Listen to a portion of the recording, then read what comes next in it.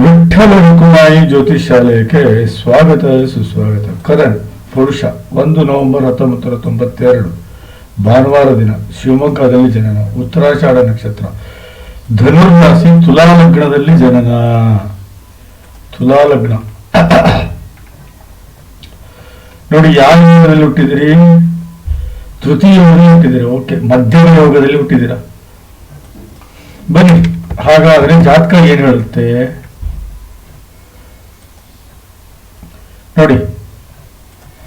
1 ನಿಮ್ಮ ವ್ಯಕ್ತಿತ್ವ, 2 ವ್ಯವಹಾರಗಳು, 3 ಪರಾಕ್ರಮ, 4 ನಿಮ್ಮ ತಾಯಿ ಹಾಗೂ ಪ್ರಾಪರ್ಟಿ, 5 ವಿದ್ಯೆ, 6 ಕಷ್ಟ, 7 ದಾಂಪತ್ಯ, 8 ಶತ್ರು, 9 ಭಾಗ್ಯ, 10 ಕೆಲಸ, 11 ಲಾಭ, 12 ವಿದೇಶಿ ಪ್ರಯಾಣ.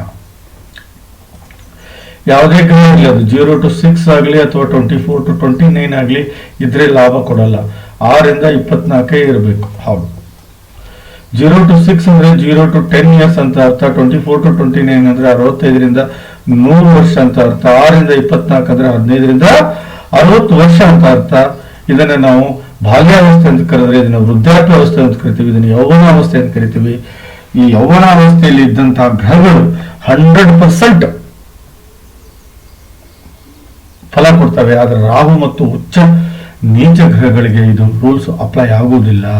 ನೀವು 1, 4, 7, 10 ಕೇಂದ್ರ ಆದ್ರೆ 2 ಗಣೇಶ, 11 ಲಾಭೇಶ. ಹೌದಾ? ಅದು ಒಂದೇನೆ. 1, 5, 9 ತ್ರಿಕೋಣ ಆದ್ರೆ 100% ಹೇಳ್ತೀನಿ.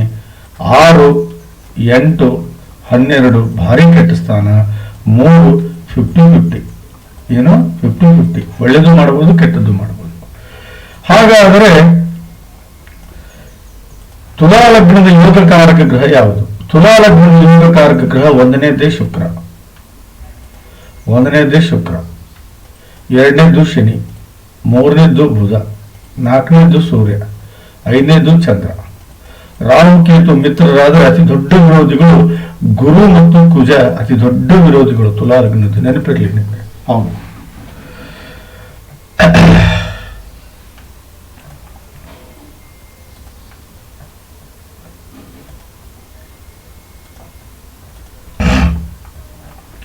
ಬನ್ನಿ ಗ್ರಹಗಳ ಸ್ಥಿತಿಯನ್ನ ನೋಡೋಣ. ನೋಡಿ, ನೀಚ ಸೂರ್ಯ, ನೀಚ ರಾಹು, ನೀಚ ಕೇತು, ಅಸ್ತಂಗತ ಆಗಲಿ ವಕ್ರಿಯರಾಗಲಿ ಯಾರೂ ಇಲ್ಲ. ನೋಡಿ, ಯಾರ ಜಾತಕದಲ್ಲಿ ಏನಾಗುತ್ತೆ ಏನೋ ಗೊತ್ತಿಲ್ಲ, ಆದ್ರೆ ಸೂರ್ಯ ಮಾತ್ರ ನೀಚ ಆಗಬಾರ್ದು. ಹೌದು, ಸೂರ್ಯ ಏನಾದ್ರು ನೀಚ ಆದ್ರೆ ನೋಡಿ, ಇದು ನೀಚ ನೋಡಿ, ಸೂರ್ಯ ನೀಚ ನೋಡಿ,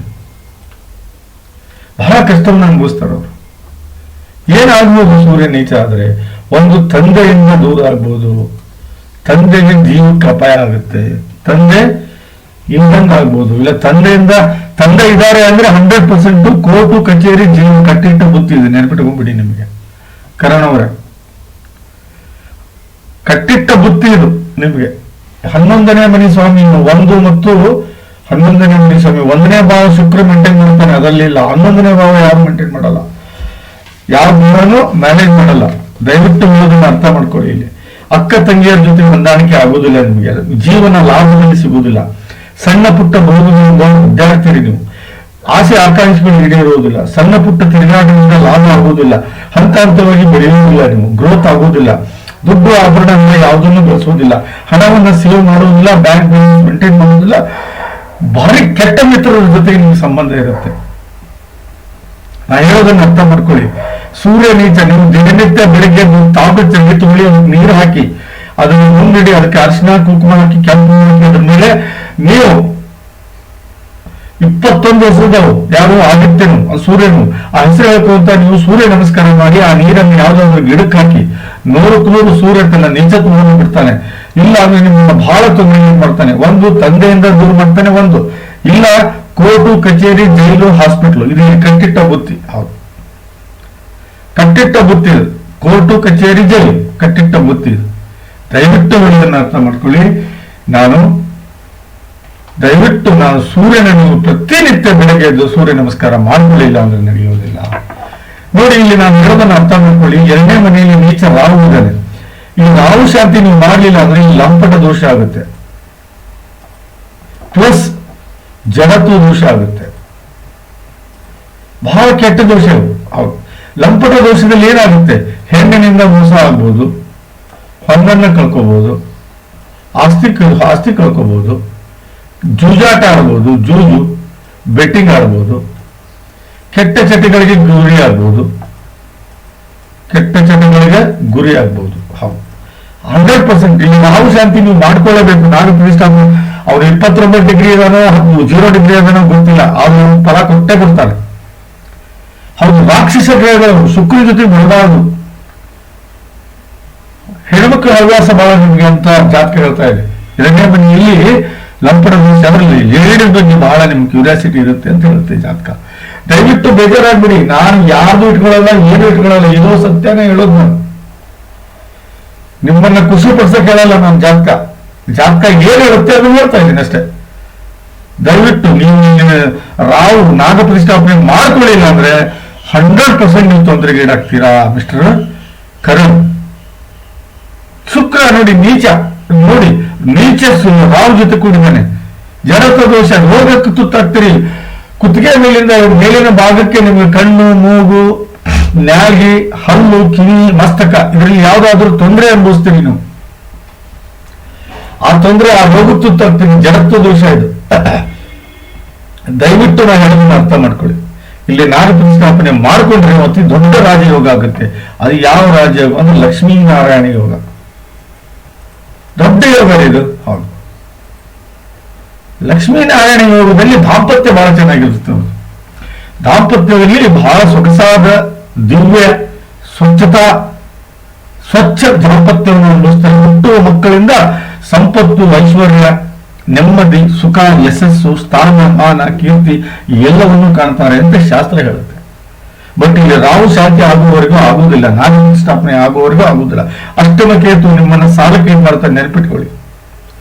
ಯಾರ ಜಾತಕದಲ್ಲಿ ಲಕ್ಷ್ಮೀನಾರಾಯಣ ಯೋಗ ಹೊತ್ತವರ್ಗು ಒಳ್ಳೆ ತಂದೆ, ತಾಯಿ, ಅಣ್ಣ, ತಮ್ಮ, ಅಕ್ಕ, ತಂಗಿ, ಯಶಸ್ಸು, ಆರೋಗ್ಯ, ಐಶ್ವರ್ಯ, ಕೀರ್ತಿ, ಸಕಲ ಸಮರ್ಪಕ ಸಂಪೂರ್ಣ ಫಲವನ್ನು ಅನುಭವಿಸುವುದಲ್ಲದೆ ಒಳ್ಳೆ ಸಂಪತ್ತು, ಒಳ್ಳೆ ಐಶ್ವರ್ಯ, ಒಳ್ಳೆ ಪ್ರಾಪರ್ಟಿ, ಒಳ್ಳೆ ಜ್ಞಾನ, ವಿದ್ಯೆ, ಬುದ್ಧಿ, ಒಳ್ಳೆ ದಾಂಪತ್ಯ, ಒಳ್ಳೆ ಹೆಂಡತಿ ಮಕ್ಕಳು, ಯಶಸ್ಸು, ಕೀರ್ತಿ, ಸಮರ್ಥ ಮಾನಸಿಕ ಹಾಗೂ ದೈಹಿಕ ಶಕ್ತಿ, ಸಾಮಾಜಿಕ ಹಾಗೂ ಧಾರ್ಮಿಕ ಮುಖ್ಯ ಕೆಲಸಗಳು, ಅದು ಅಲ್ಲದೆ ಮಾನ, ಪ್ರತಿಷ್ಠೆ, ಸ್ಥಾನ, ಮಾನ, ಯಶಸ್ಸು, ಕೀರ್ತಿ, ಆರೋಗ್ಯ, ಆಯುಷ್ಯವನ್ನು ಪಡ್ಕೊಂಡು ಬಹಳ ಎತ್ತರ ಸ್ಥಾನದಲ್ಲಿ ಇರ್ತೀರಿ. ಸುಖಮಯ ಜೀವನ ಸಾಗಿಸ್ತೀರಿ.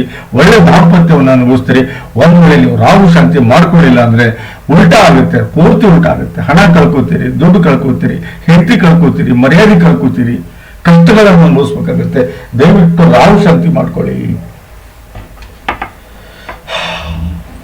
ನೋಡಿ, ಚಂದ್ರ 10ನೇ ಮನೆ ಸ್ವಾಮಿ. ಕೆಲಸ ನಿಮ್ಗೆ ಸ್ಟೇಬಲ್ ಇಲ್ಲ, ಒಂದ್ ಕಡೆ ನಿಂತು ಕೆಲಸ ಮಾಡಲ್ಲ, ನೀವು ಕೆಲಸ ಬೇಗ ಸಿಗಲ್ಲ, ಸರಿಯಾದಂತ ಸ್ಥಾನಮಾನ ಬೇಗ ಸಿಗಲ್ಲ. ಬಟ್ 3ನೇ ಭಾವದ ಫಲವನ್ನು ನೀವು ಅನುಭವಿಸ್ತೀರಿ. ಹೌದು, ಏನು 3ನೇ ಭಾವದ ಫಲ?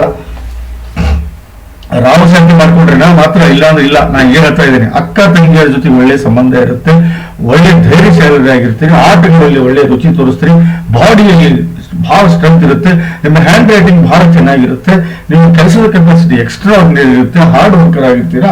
ಏನೇ ಕಷ್ಟ ಬರಲಿ ಎದುರಿಸುವಷ್ಟು ಶಕ್ತಿಯುತರಾಗಿರ್ತಾರ. ಬರವಣಿಗೆ, ಸಾಹಿತ್ಯ, ಕಲೆ, ಡ್ಯಾನ್ಸು, ಡ್ರಾಮಾ, ಟಿವಿ ಇಂಥದ್ರಲ್ಲಿ ಬಹಳ ಆಸಕ್ತಿ ಇರುತ್ತೆ. ಅದು ಒಂದೇ ಮಾತಿನಲ್ಲಿ ಬಹಳ ಚಾತುರ್ಯವನ್ನು ಇರ್ತೀರಿ. ಅದು ಒಂದೇ ಟ್ಯಾಲೆಂಟ್ ಅನ್ನು ಯಾವಾಗ ಹೇಗೆ ಪ್ರೆಸೆಂಟ್ ಮಾಡ್ಬೇಕು ಅನ್ನೋದು ನಿಮ್ಮಿಂದ ಕಲಿಬೇಕು. ನೀವು ಯಾವುದೇ ಕೆಲಸಕ್ಕೆ ಹಾಕಿದ್ರು ಬಹಳ ಪ್ರಯತ್ನ ಮಾಡ್ತೀರಿ. ಕೋರ್ಟು ಕಚೇರಿಯಲ್ಲಿ ಗೆಲುವನ್ನು ಸಾಧಿಸುವುದಲ್ಲದೆ ತಿರುಗಾಟದಲ್ಲಿ ಲಾಭ ಪಡಿತೀರಿ. ಇದು 3ನೇ ಭಾವದ ಫಲ. ಬಟ್ ವಸುಮತಿ ಯೋಗ, ಇದು ವಸುಮತಿ ಯೋಗ ಅಂತ ಇದಕ್ಕೆ ಬಹಳ ದೊಡ್ಡ ರಾಜಯೋಗ. ಇದು 40 ವರ್ಷ ಅಥವಾ 45 ಆದ್ಮೇಲೆ ನೀವು ಮಕ್ಕಳಿಂದ ನೆಮ್ಮದಿ, ಸುಖ, ಯಶಸ್ಸು, ಕೀರ್ತಿ, ಆರೋಗ್ಯವನ್ನು ಪಡ್ಕೋತೀರಿ. ಯಾರ ಜಾತಕದಲ್ಲಿ ವಸುಮತಿ ಯೋಗ ಆಗುತ್ತೋ ಅವ್ರಿಗೆ ಒಳ್ಳೆ ತಂದೆ, ತಾಯಿ, ಅಣ್ಣ, ತಮ್ಮ, ಅಕ್ಕ, ತಂಗಿ, ಯಶಸ್ಸು, ಆರೋಗ್ಯ, ಐಶ್ವರ್ಯ, ಕೀರ್ತಿ, ಸಕಲ ಸಮರ್ಪಕ ಸಂಪೂರ್ಣ ಫಲವನ್ನು ಅನುಭವಿಸುವುದಲ್ಲದೆ ಒಳ್ಳೆ ಸಂಪತ್ತು, ಒಳ್ಳೆ ಐಶ್ವರ್ಯ, ಒಳ್ಳೆ ಪ್ರಾಪರ್ಟಿ, ಒಳ್ಳೆ ಜ್ಞಾನ, ವಿದ್ಯೆ, ಬುದ್ಧಿ, ಒಳ್ಳೆ ದಾಂಪತ್ಯ, ಒಳ್ಳೆ ಮಕ್ಕಳು ಹುಡ್ತಾರೆ. ಅದು 40 ವರ್ಷ ಆದ್ಮೇಲೆ ಬಹಳ ಯಶಸ್ವಿ ಆಗ್ತೀರಿ. ಮಕ್ಕಳಿಂದ ಸುಖ ಕಾಣ್ತೀರಿ, ಮಕ್ಕಳಿಂದ ಒಂದು ನೆಮ್ಮದಿ ಕಾಣ್ತೀರಿ ಅಂತ ಶಾಸ್ತ್ರ ಹೇಳುತ್ತೆ. ನೋಡಿ, 4ನೇ ಮನೆಯಲ್ಲಿ ಶನಿ. ವಾವ್, ಪಂಚಮಹಾಪುರುಷ ರಾಜಯೋಗ ಅಂತೀವಿ ನಾವು. ಏನಂತೇವೆ? ಪಂಚಮಹಾಪುರುಷ ರಾಜಯೋಗ, ದೊಡ್ಡ ರಾಜಯೋಗ, ಗಜಕೇಸರಿ ಅಷ್ಟೇ ಶ್ರೇಷ್ಠ ರಾಜಯೋಗ. ನೋಡಿ, ಬುಧನಿಂದ ಭದ್ರ ಮಹಾಪುರುಷ ರಾಜಯೋಗ, ಶುಕ್ರನಿಂದ ಅಲಿವ ಮಹಾಪುರುಷ ರಾಜಯೋಗ, ಕುಜನಿಂದ ರುಚಕ ಮಹಾಪುರುಷ ರಾಜಯೋಗ, ಗುರುವಿನಿಂದ ಹಂಸ ಮಹಾಪುರುಷ ರಾಜಯೋಗ, ಶನಿಯಿಂದ ಸಸ ಮಹಾಪುರುಷ ರಾಜಯೋಗ. ನೋಡಿ, ಇದು ಬುಧನ ಮನೆ, ಇದು ಶುಕ್ರನ ಮನೆ, ಇದು ಕುಜನ ಮನೆ, ಇದು ಗುರುವಿನ ಮನೆ, ಇದು ಶನಿ ಮನೆ. ಶನಿ 4ನೇ ಮನೆಯಲ್ಲಿ ಕೇಂದ್ರ ಇದ್ದಾನೆ. ಹಾಗಾಗಿ ದಯವಿಟ್ಟು ನಾನು ಹೇಳೋದನ್ನ ಅರ್ಥ ಮಾಡ್ಕೊಳ್ಳಿ. ನೀವು ಬಿಟ್ಟು ನೀವು ಬಹಳ ಚೆನ್ನಾಗಿದೆ ಸಸ ಮಹಾಪುರುಷ ರಾಜಯೋಗ.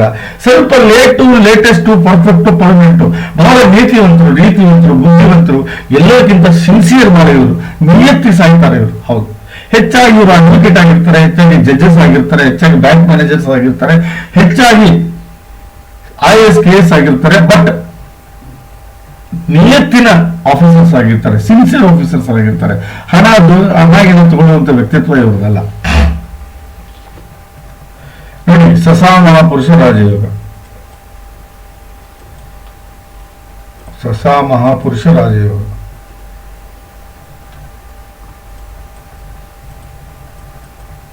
ದೊಡ್ಡ ರಾಜಯೋಗ ಇದು. ಹೌದು, ಈ ಶನಿ ಯಾರು ಚೆನ್ನಾಗಿರ್ತಾನೆ ಅವ್ರ ಆಯುಷ್ಯ ಬಹಳ ಚೆನ್ನಾಗಿರುತ್ತೆ.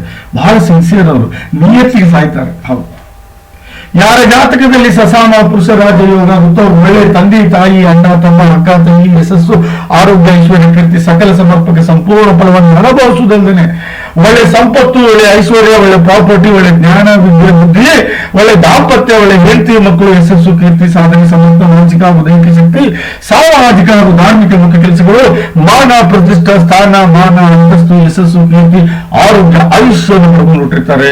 ಬಹಳ ಎತ್ತರ ಸ್ಥಾನಕ್ಕೆ ಬೆಳೀತಾರೆ. ಬಹಳ ಚಂದ ಕಾಳಿದಾಸರು ತಮ್ಮ ಗ್ರಂಥದಲ್ಲಿ ಬಹಳ ಚೆನ್ನಾಗಿ ವರ್ಣನೆ ಮಾಡಿದ್ದಾರೆ ಸಸ ಮಹಾಪುರುಷ ರಾಜಯೋಗ. ಶನಿ ಒಬ್ಬನು ಚೆನ್ನಾಗಿದ್ಬಿಟ್ರೆ ಸಾಕ್ರಿ, ಇಡೀ ಜೀವನ ಸೊಗಸಾಗಿ. ಸ್ವಲ್ಪ ಲೇಟೆಸ್ಟ್, ಪರ್ಮನೆಂಟ್, ಇದು ಟ್ಯಾಗ್ಲೈನ್. ಸ್ವಲ್ಪ ಲೇಟ್ ಆಗಿ ಫಲ ಕೊಡ್ತಾನೆ, ಲೇಟೆಸ್ಟ್ ಆಗಿ ಕೊಡ್ತಾನೆ, ಪರ್ಫೆಕ್ಟ್ ಆಗಿ ಕೊಡ್ತಾನೆ, ಅದು ಪರ್ಮನೆಂಟ್ ಆಗಿ ಉಳ್ಕೊಳ್ಳುತ್ತೆ. ಇದೇ ಶನಿಯ ಇದು. ನಂಗೆ ಶನಿ ಕಾಟ ಆಗಲ್ಲ ಅನ್ಬಾರ್ದು.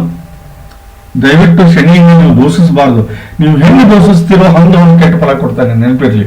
ಯಾವತ್ತೂ ಶನಿ ಮಹಾತ್ಮರನ್ನ ನೀವು ಯಾವತ್ತಿಗೂ ನಮಸ್ಕಾರ ಮಾಡಿ ಹೋಗಿ. ಹೌದು, ಬಹಳ ಒಳ್ಳೆ ಜಾತಕ. ಬಟ್ ನಾ ಹೇಳೋದಷ್ಟೇ, ಇಲ್ಲಿ 3 ನೀಚ ಗ್ರಹಗಳಿವೆ. ಆ 3 ನೀಚ ಗ್ರಹಗಳ ಶಾಂತಿ ಮಾಡ್ಕೋಬೇಕು ನೀವು. ನೋಡಿ, ಇದು ಒಳ್ಳೇದಲ್ಲ ಸರ್, ಇದು ಒಳ್ಳೇದಲ್ಲ. ಇದು ಅಷ್ಟಮ ಕೇತು ಒಳ್ಳೇದಲ್ಲ, ಅದು ನೀಚ ಕೇತು. ನೀಚ ಕೇತು ಒಳ್ಳೇದಲ್ಲ, ಬಹಳ ಕಷ್ಟ. ನೋಡಿ, ಕೇತು ದಶೆ ಮತ್ತು ರಾಹು ದಶೆಯಲ್ಲಿ ನೀವು ಬಹಳ ಕಷ್ಟವನ್ನು ಅನುಭವಿಸ್ತೀರಿ. ನೆನಪಿಟ್ಕೊಂಡ್ಬಿಡಿ. ವಿಪರೀತ ಕಷ್ಟಗಳು ಬರ್ತವೆ, ವಿಪರೀತ ಸಾಲವನ್ನು ಮಾಡ್ಕೋತೀರಿ, ಜಾಪತ್ರೆಯಿಂದ ಜೀವನ ಕೂಡಿರುತ್ತೆ, ವಿರೋಧಿಗಳು ಉಟ್ಕೋತಾರೆ, ಆರೋಗ್ಯ ಸಮಸ್ಯೆ ಬರ್ಬೋದು, ಮನೆಯಲ್ಲಿ ಹೊಂದಾಣಿಕೆ ಇಲ್ದಂಗೆ ಆಗ್ಬೋದು, ವಿವಾದಗಳಿಗೆ ಗುರಿಯಾಗ್ತೀರಿ, ಅಪವಾದವನ್ನು ಹೊತ್ಕೋತೀರಿ, ಕೋರ್ಟ್ ಕಚೇರಿ ಅಡ್ಡಾಡುವಂತ ಪರಿಸ್ಥಿತಿ ಬಂದರೂ ಆಶ್ಚರ್ಯ ಪಡುವಂಗಿಲ್ಲ. ಎಲ್ಲರೂ ಕೀಳುಗಳು ಹೋಗಿ ತಂದಿಲ್ಲ. ತಂದೆ ವ್ಯವಹಾರ ಕೆಡುತ್ತೆ, ತಂದೆ ಏಳಿಗೆ ಕೆಡುತ್ತೆ. ಯಾರು ಅದು ಅಲ್ಲದೆ ಕೆಟ್ಟ ಘಟನೆಗಳು ನಿಮ್ಗೆ ನಡೀಬಹುದು. ಆಕ್ಸಿಡೆಂಟ್ ಅಲ್ಲಿ ಜೀವ ಕೃಪೆ ಆಗಬಹುದು, ರೋಗದಿಂದ ಜೀವ ಕೃಪೆ ಆಗಬಹುದು, ಜಗಳ ಹೊಂದಾಟದಲ್ಲಿ ಜೀವ ಕೃಪೆ ಆಗಬಹುದು, ಕೆಟ್ಟ ಸಮಯವನ್ನು ನೋಡ್ಬೋದು. ನೀವು ದಯವಿಟ್ಟು ಹೇಳೋದನ್ನ ಕೇಳಿ ನಾಗ ಪ್ರತಿಷ್ಠಾಪನೆ ಮಾಡ್ಕೊಳ್ಳಿ. This is not fair. ಕುಜ ನೋಡಿ 29 ಡಿಗ್ರಿ ಇದ್ದಾನೆ. ಎಷ್ಟೇ ಅಲ್ಲಿ ವಿರೋಧಿ 9ನೇ ಮನೆಯಲ್ಲಿ ಬರ್ಬೋದು. ಅಲ್ಪ ಆಗಿರ್ತಾರೆ, ಇಲ್ಲ ತಂದೆಯಿಂದ ದೂರ ಇರ್ತಾರೆ, ಇಲ್ಲ ತಂದೆಯ ಜೊತೆಗೆ ಸಮಸ್ಯೆ ಮಾಡ್ಕೋತಾರೆ, ಇಲ್ಲ ಕೋರ್ಟು ಕಚೇರಿ ಅಡ್ಡಾಡುವಂತ ಪರಿಸ್ಥಿತಿ ತಗೋತಾರೆ. ಗುರುವಿನ ಆಶೀರ್ವಾದ ಸಿಗುವುದಿಲ್ಲ. 9ನೇ ಮನೆಯಲ್ಲಿ ವಿರೋಧಿ ಬಂದ್ ಕುಂತ್ರೆ ಧರ್ಮವನ್ನು ನೀವು ಅಷ್ಟು ನಂಬೋದಿಲ್ಲ, ಭಾಗ್ಯವಂತರಾಗೋದಿಲ್ಲ, ಏನೇ ಇಷ್ಟಪಟ್ಟರು ಪ್ರಾಪ್ತಿ ಆಗೋದಿಲ್ಲ. ತಂದೆಯ ಜೊತೆಗೆ ಮುನಿಸು ಅವತ್ತಿಲ್ಲ, ತಂದೆ ಇಲ್ಲದಂಗಾಗುತ್ತೆ, ಸಾಧನೆಗೆ ದಾರಿ ಸಿಗುವುದಿಲ್ಲ, ಸುಖಮಯ ಜೀವನ ಕಷ್ಟ ಆಗುತ್ತೆ, ಸುಖ ನಿಮ್ಗೆ ಸಿಗುವುದಿಲ್ಲ, ಗೆಲುವು ಸಾಧಿಸಕ್ ಆಗುವುದಿಲ್ಲ. ಎಲ್ಲ ವಿಚಾರದಲ್ಲೂ ಸಂಬಂಧಿಗಳಿಂದ ನೀವು ದೂರ ಆಗ್ತೀರಿ. ಆ ದೇವರ ಆಶೀರ್ವಾದ ಬಹಳ ಬೇಗ ಸಿಗುವುದಿಲ್ಲ, ಬಹಳ ಅನ್ಲಕ್ಕಿ ಆಗಿರ್ತೀರಿ, ಪಾಪದ ಕೆಲಸನ ಹೆಚ್ಚಿಗೆ ಮಾಡ್ತೀರಿ, ಮನೆಯಲ್ಲಿ ನೆಮ್ಮದಿ ಆಗುವುದಿಲ್ಲ. ದಯವಿಟ್ಟು ಕುಜ ಶಾಂತಿ ಮಾಡ್ಕೊಳ್ಳಿ. ಗುರು ನೋಡಿ 6ನೇ ಮನೆ ಸ್ವಾಮಿ 12ನೇ ಮನೆಯಲ್ಲಿ ಕೂತಿದ್ದಾನೆ, ವಿಪರೀತ ರಾಜಯೋಗದಲ್ಲಿ ಬಂದಿದ್ದಾನೆ. ವಿಪರೀತ ರಾಜಯೋಗ, ವಿಚಿತ್ರ ಯೋಗ, ಬಸ್ಟಿ ಯೋಗ, ಪರ್ಫೆಕ್ಟ್ ಯೋಗ, ಪರ್ಮನೆಂಟ್ ಯೋಗ, ವಿಪರೀತ ರಾಜಯೋಗ, ಅಲ್ಟಿಮೇಟ್ ಯೋಗ, ವಿಚಿತ್ರ ಯೋಗ. ಇದೊಂದು ಹೆಂಗಂದ್ರೆ ಅಸ್ಯೂಮ್ ದಟ್ 15 ವರ್ಷ ಜಸ್ಟ್ ನಾವು ಹೇಳ್ತೇವೆ ಹೆಚ್ಚಿಗೆ ಇರುತ್ತೆ ಒಂದು ದಶೆ. 15 ವರ್ಷ ಡಿವೈಡೆಡ್ ಬೈ 3 ಮಂತ್ಸ್, 5 ವರ್ಷ ವಿಪರೀತ ಕಷ್ಟವನ್ನು ಅನುಭವಿಸ್ತಾರೆ. ಅದು ಯಾವ ಲೆವೆಲ್ ಕಷ್ಟ ಅಂದ್ರೆ ನರಕ ನಿಮ್ಮ ಮನೆ ಬಾಗಿಲು ಬಂದು ಕುಂತಿದೆ ಅನ್ಬೇಕು. ಇಲ್ಲ ನಿಮ್ ಜೊತೆಗೆ ಬರ್ತಾ ಇದ್ದಾನೆ ಅಮ್ಮ ಅನ್ಬೇಕು.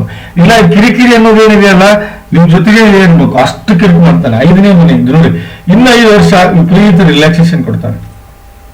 ಹೌದು, ಇನ್ನು 5 ವರ್ಷ ಅನ್ಲಿಮಿಟೆಡ್ ಲಾಭ ಕೊಡ್ತಾನೆ.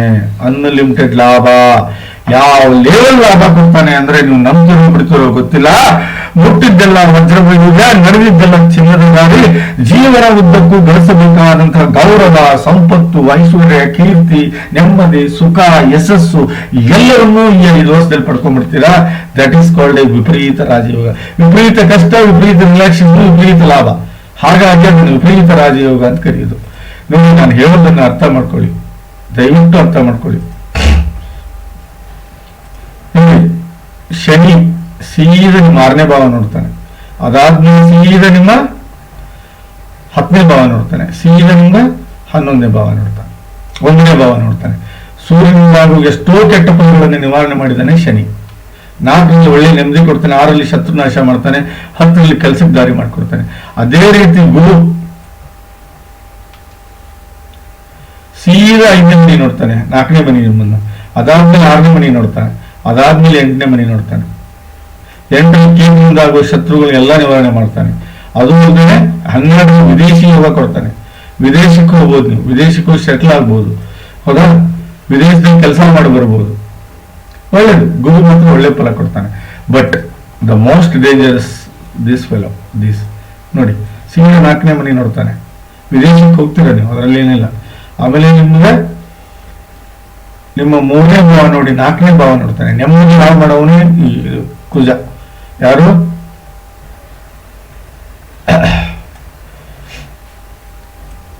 ನೆಮ್ಮದಿ ಹಾಳು ಮಾಡೋವನೇ ಕುಜ.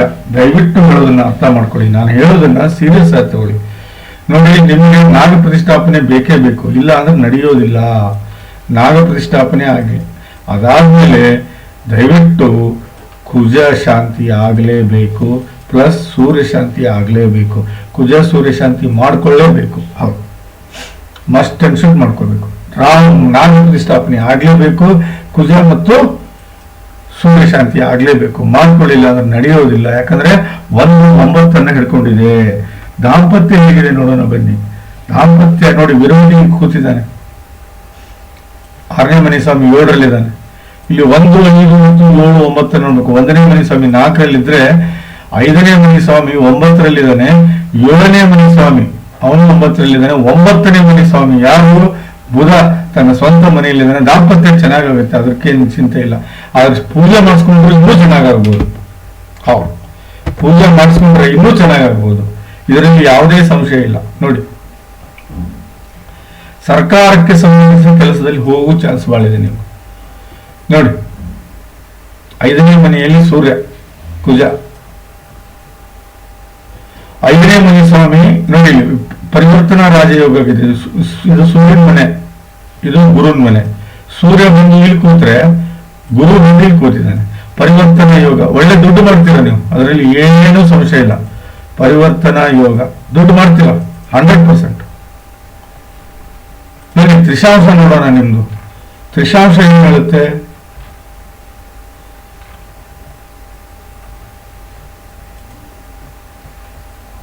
ಕೆಲಸದಲ್ಲಿ ತೊಂದರೆ ಅನುಭವಿಸ್ತೀರಾ ಅಂತ ಹೇಳುತ್ತೆ. ನೋಡಿ, ಗುರು 9ನೇ ಮನೆ ಸ್ವಾಮಿ ಗುರು ಬಂದು ಇಲ್ಲಿ ಕೂತಿದ್ದಾನೆ. ಸೊ 9ನೇ ಮನೆ ಸೂರ್ಯ. ಅವ್ರು ಸರ್ಕಾರಿ ನೌಕರಿ ಸಿಗುತ್ತೆ. ನಾನು ಹೇಳುವ ಗ್ರಹಗಳ ಶಾಂತಿ ಮಾಡ್ಕೊಳ್ಳಿ ಸರ್. ಹೌದು, ದಯವಿಟ್ಟು ನಾನು ಹೇಳುವ ಗ್ರಹಗಳ ಶಾಂತಿ ಮಾಡ್ಕೊಳ್ಳಿ. ಇಲ್ಲ ಅಂದ್ರೆ ಅನ್ನೆಸೆಸರಿ ನೀವು ಪ್ರಾಬ್ಲಮ್ ಮಾಡ್ಕೊತೀರಾ. ಹೌದು, ಸದ್ಯ ರಾಹು ದಶೆಯಲ್ಲಿದ್ದೀರಾ, ಒಳ್ಳೇದಲ್ಲ ರೀ ಇದು, ಒಳ್ಳೇದಲ್ಲ ಇದು. ನಾಗ ಪ್ರತಿಷ್ಠಾಪನೆ ಮಾಡ್ಕೊಳ್ಳಿ ಫಸ್ಟು, ಅದಾದ್ಮೇಲೆ ಕುಜ ಶಾಂತಿ ಮಾಡ್ಕೊಳ್ಳಿ, ಅದಾದ್ಮೇಲೆ ಸೂರ್ಯ ಶಾಂತಿ ಮಾಡ್ಕೊಳ್ಳಿ. ಹೌದು, ಇವೆರಡೂ ಶಾಂತಿ ಮಾಡ್ಕೊಂಡಿದ್ದೇಕರೆ ಆದ್ರೆ ಸಸಾಮಹಾಪುರುಷ ರಾಜಯೋಗ ಅತಿ ದೊಡ್ಡ ರಾಜಯೋಗ. ಹೌದು, ಅತಿ ಶ್ರೇಷ್ಠ ರಾಜಯೋಗ. ಅಂತ ಯೋಗದ ಹುಟ್ಟಿದವರು ನೀವು ಪುಣ್ಯವಂತರು, ಪುಣ್ಯವಂತರು ನೀವು. ಹೌದು, ಬೇರೆ ಏನು ಬೇಡ, ನಾಗ ಪ್ರತಿಷ್ಠಾಪನೆ ಮಸ್ಟ್ ಅಂಡ್ ಶುಡ್ ಆಗ್ಬೇಕು. ಆಮೇಲೆ ಕುಜ ಶಾಂತಿ ಆಗ್ಬೇಕು, ಸೂರ್ಯ ಶಾಂತಿ ಆಗ್ಬೇಕು. ಹೌದು, ಇಷ್ಟು ಮಾಡ್ಕೊಳ್ಳಿ 100%. ಇಲ್ಲ ದಿನ ನೀವು ನೋಡ್ರಿ, ದಿನ ಈ ಮಂತ್ರವನ್ನು ಹೇಳಿ. ಏನಂತ? ಓಂ ಭಾಸ್ಕರಾಯ ವಿದ್ಮಹಿ ದಿವಾಕರಾಯ ಧೀಮಹಿ ತನ್ನೋ ಸೂರ್ಯ ಪ್ರಚೋದಯ. ದಿನ ಬೆಳಗ್ಗೆ ಎದ್ದು ಅನ್ಬೇಕು ಇದನ್ನ. ಆಮೇಲೆ ಓಂ ಅಂಗಾರಕಾಯ ವಿದ್ಮಹಿ ಶಕ್ತಿ ಹಸ್ತಾಯ ಧೀಮಹಿ ತನ್ನೋ ಕುಜ ಪ್ರಚೋದಯ. ಈ ಮಂತ್ರವನ್ನು ಹೇಳ್ಕೊಳ್ಳಿದ್ದೀನಿ ನಾನು, ಒಳ್ಳೇದಾಗುತ್ತೆ ಅಂತ ಹೇಳ್ತಾ ಈ ಜಾತಕದ ವಿಶ್ಲೇಷಣೆ ಮುಗಿಸ್ತಾ ಇದ್ದೀನಿ. ನಮಸ್ಕಾರ.